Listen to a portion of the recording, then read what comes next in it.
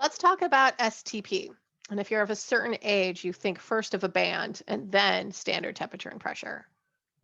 But that ages me.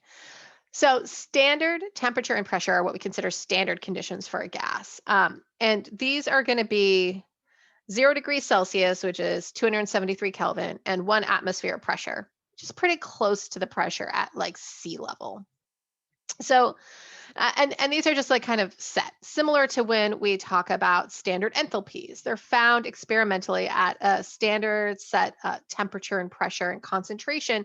So that way, anyone can report something. That way, we have some comparability between these values as they're published.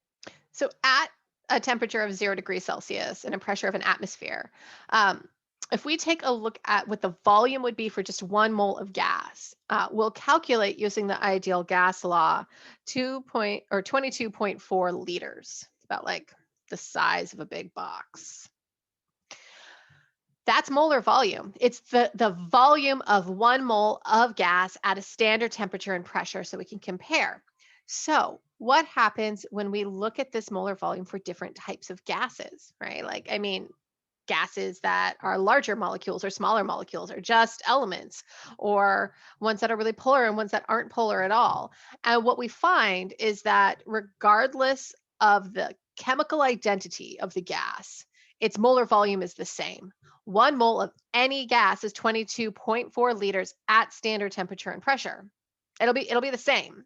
And this speaks to this idea that gas behavior is dictated by the physical properties of the phase, like of being a gas, rather than the chemical identity of the molecule that is in the gas state, which is super interesting. It means that we can apply this equation, PV equals nRT, to any gas we want in the same way we would any other one. We don't have to consider that chemical makeup when predicting the behavior of the substance. So uh, that's kind of the magic of it. The image here is showing 22.4 liters for helium and xenon and methane, and that's it. It's just always going to be that.